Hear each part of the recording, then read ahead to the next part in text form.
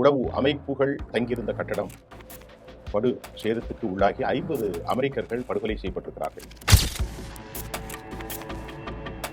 ஈரானை எந்த விதத்திலும் அவர்களால் மசிய வைக்க இயலாது. அமெரிக்கா ஏற்கனவே கன்வென்ஷனல் போரில் ஈடுபடும் நிலையில் இமெயில் மூலம் அவர்கள் ஈரானை வெற்றி பெற ஏதாவது வழி சொல்லுங்கள் என்று எல்லோரிடத்திலும் கேட்கிறார். தங்களை நட்ட நடுவீதியில் விட்டுவிட்டார்கள் என்பதை உணர்ந்த சவுதி அரேபியா ஒரு புதிய முடிவை எடுக்கக்கூடிய தருணம் வந்துவிட்டது என்கிறார்கள்.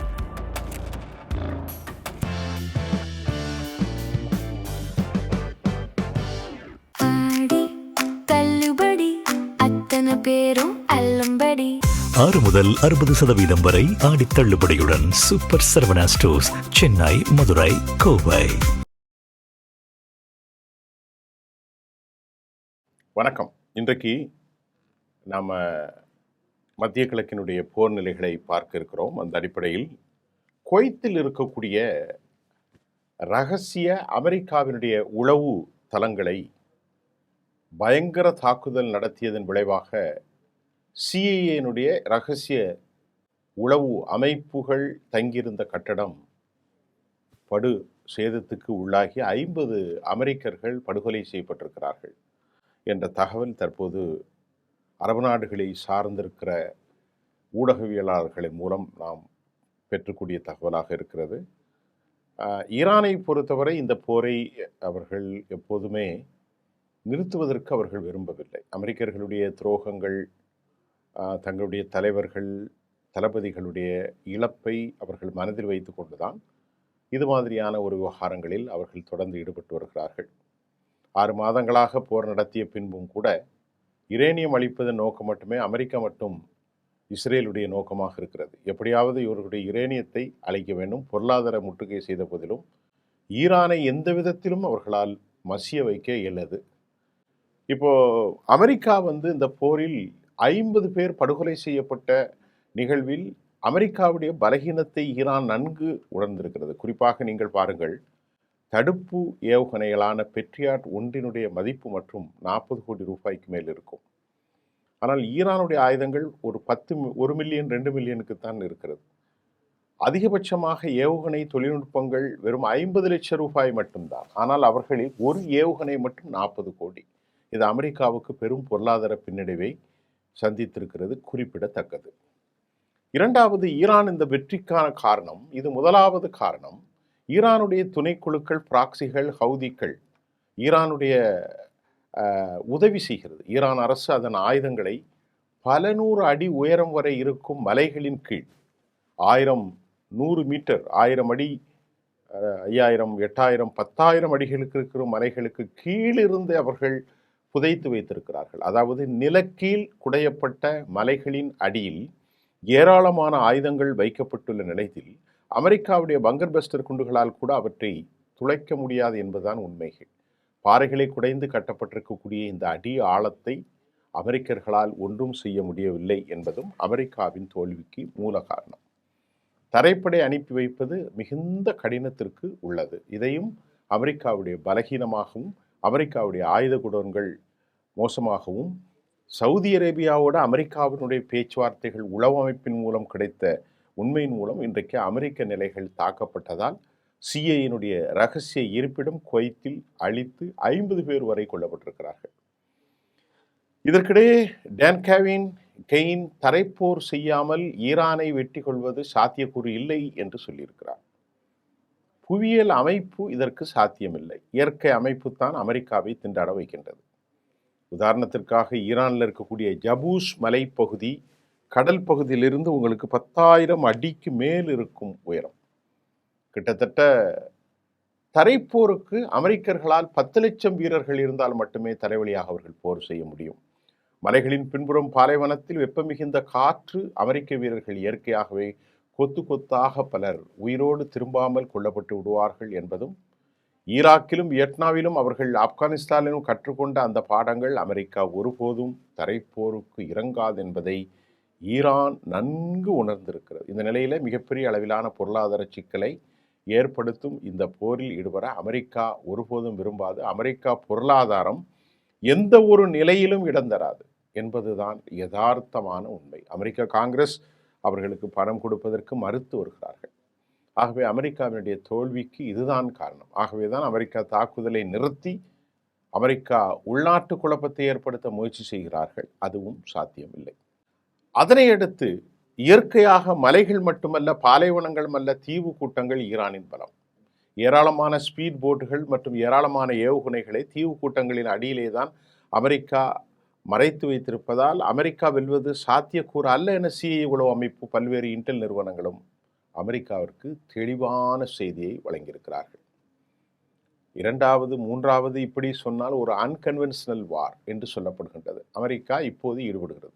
அமெரிக்கா ஏற்கனவே கன்வென்ஷனல் போரில் ஈடுபடும் நிலையில் இமெயில் மூலம் அவர்கள் ஈரானை வெற்றி பெற ஏதாவது வழி சொல்லுங்கள் என்று எல்லோரிடத்திலையும் கேட்டுகிறார்கள். நிலைமை கேளுங்க.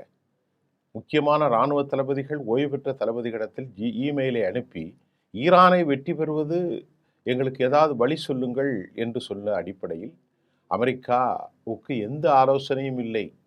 பொதுமக்கள் பகுதியிலே குண்டு வீசி வெற்றி கொள்ள முடியாது என்பதை நிதர்சனமான உண்மை என்பதை உணர்ந்த அமெரிக்க தலைமை இராணுவ அதிகாரிகள் இப்போது புரட்சி ஏற்படுத்துவதன் நோக்கமாக திட்டம் தீட்டி வருவதாகவும் அதற்காகவே ஆலோசனைகளை அவர்கள் பெற்றுக்கொண்டிருக்கிறார்கள். இதன் சாத்திய குறித்து பல்வேறு சந்தேகங்கள் எழுந்திருக்கிறது.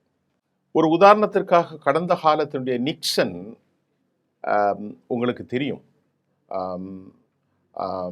படைகளை வெளிக்கொண்டுவதற்கு வியட்நாமிலிருந்து எந்த யுக்தியை பயன்படுத்தினாரோ அதே போன்று ஒரு ஒப்பந்தத்தை போட்டு வியட்நாமில் பயன்படுத்தப்பட அதே யுக்தியில் அமெரிக்கா வெளியாக வர வேண்டுமே தவிர அமெரிக்கா அவருடைய ராஜதந்திர நடவடிக்கை இப்போது ஈடுபடுவதாகவும் நமக்கு செய்திகள் வருகிறது. ஈரானோடு அவர்கள் வெற்றி பெறவும் முடியாது, ஈரானை அவர்கள் ஆட்கொள்ளவும் முடியாது. அமெரிக்காவுடைய ராஜதந்திர நடவடிக்கைகள் என்னெல்லாம் ஈடுபடுகிறார்கள் என்பதும் இப்போது பரபரப்பாக செய்திகள் வெளியாகி வருகிறது. இப்பொழுது இந்த போரின் வாயிலாக அமெரிக்காவை ஓரம் கட்டுவதற்காக அரபுகள் முயல்கிறார்களா? ஆம். மல்டிநேஷனல் மேரிடைம் டிஃபென்ஸ் செக்யூரிட்டி என்கின்ற ஒரு புதிய நிலையை சவுதி அரேபியா உருவாக்கியிருக்கிறார்கள். அணு ஆயுதங்கள் செறிவூட்டப்பட்ட யுரேனியம் தெரிவு உரிமைகள் அமெரிக்காவால் மறுக்கப்பட்டது. சவுதிக்கு கடும் கோபம். ஹவுதிகள் தாக்குதல் நடந்தபோது அமெரிக்கர்கள் ஒதுங்கி கொண்டது ஹவுதிகளுக்கு கடும் கோபம்.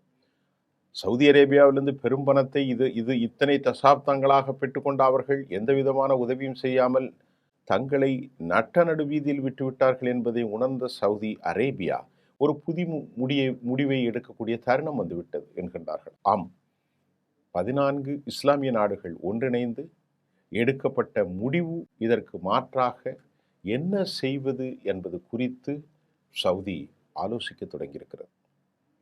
பொருளாதார பின்னடைவுகளில் இருக்கக்கூடிய நாடுகளை சவுதி, குறிப்பாக பாகிஸ்தான், பங்களாதேஷ், சுடான் போன்ற முஸ்லீம் நாடுகளை பெரும் அளவிலான பணத்தை அள்ளி வழங்கி தங்களின் பாதுகாவலர்களாக ஆக்கிக்கொள்ள நீண்டகால திட்டத்தை சவுதி அமெரிக்காவை தவிர்த்து அவர்கள் ஏற்படுத்தியிருக்கிறார்கள். இந்த நிலையில் சவுதி அரேபியா சீனாவினுடைய மேம்படுத்தப்பட்ட சிஎன்என்சி, அதாவது சைனாவு மூலம் அணு ஆயுதங்களை என்ட்ரி செய்வதற்கு உதவிட வருகிறது. சைனாவினுடைய சிஎன்என்சி குறிப்பிடத்தக்க உதவிகளை அணு ஆயுதங்களுக்காக பயன்படுத்த உதவி செய்வதாக அமெரிக்காவின் வால் ஸ்ட்ரீட் ஜேர்னல் புலனாய்வு செய்தி ஒன்றை வெளியிட்டிருக்கிறது.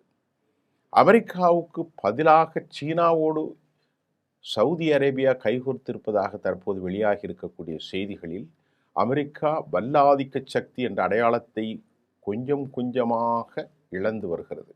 அவைகள் மத்திய கிழக்கிலிருந்து வரும் நாட்களில் அமெரிக்கா ஆயுத நிலைகள் முழுமையாக அப்புறப்படுத்தப்படும் என்றும், தற்போதைய நிலையில் மத்திய கிழக்கிலிருந்து ஏராளமான ஆயுதங்களை இஸ்ரேலுக்கு இடமாற்றம் செய்திருப்பதாகவும் நிலைமை மோசமடைந்து வருகிறது.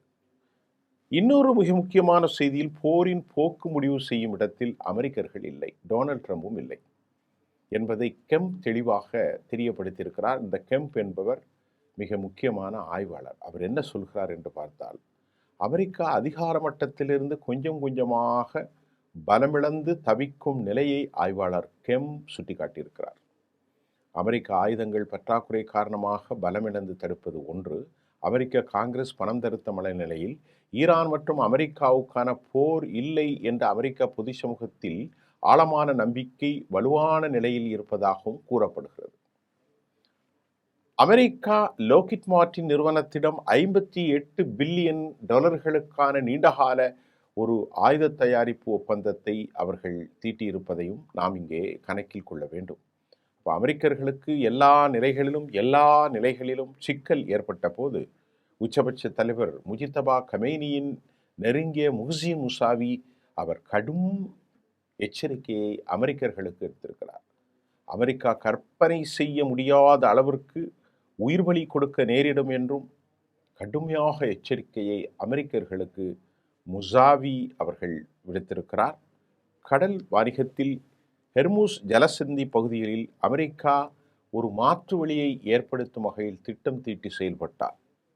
ஹெர்முஸ் எங்களுடைய உரிமைகளை பறிக்க அமெரிக்கா முயன்றால் உயிரை கொடுத்தாவது ஈரானை காப்பாற்றும் நடவடிக்கையில் ஈடுபடுவோம் என்பதையும் ஈரான் தெரிவித்திருக்கிறது. ஈரான் கப்பலை இடமறித்திருப்பதன் மூலம் பல்வேறு வகையான இடையூறுகளை ஏற்படுத்தும் வகையில் நிலைமை மாறி உள்ள நிலையில் இந்த கடும் எச்சரிக்கை அமெரிக்கர்களுக்கு சொல்லப்பட்டிருக்கிறது.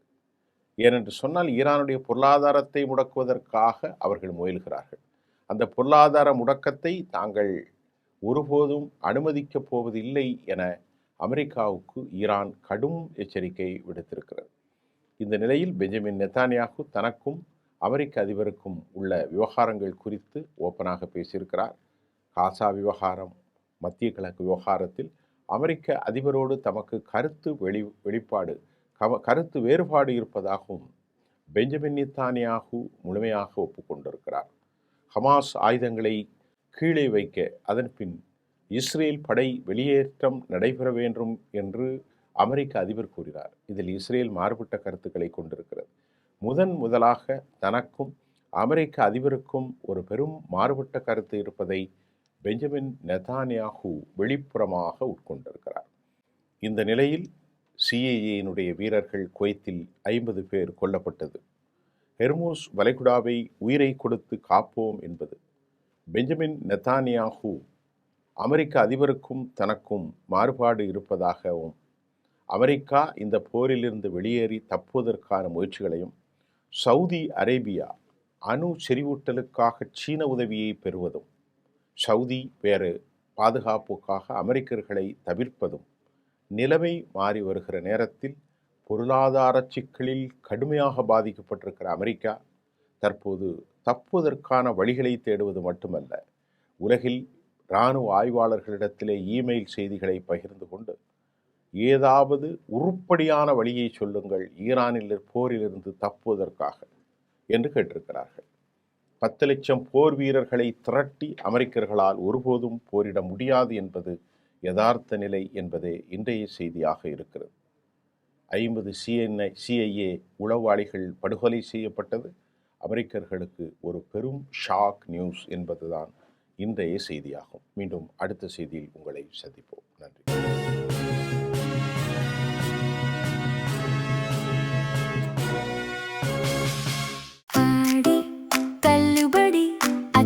பேரும் அல்லும்படி 6 முதல் 60% வரை ஆடித் தள்ளுபடியுடன் சூப்பர் சரவணா ஸ்டோர்ஸ், சென்னை, மதுரை, கோவை.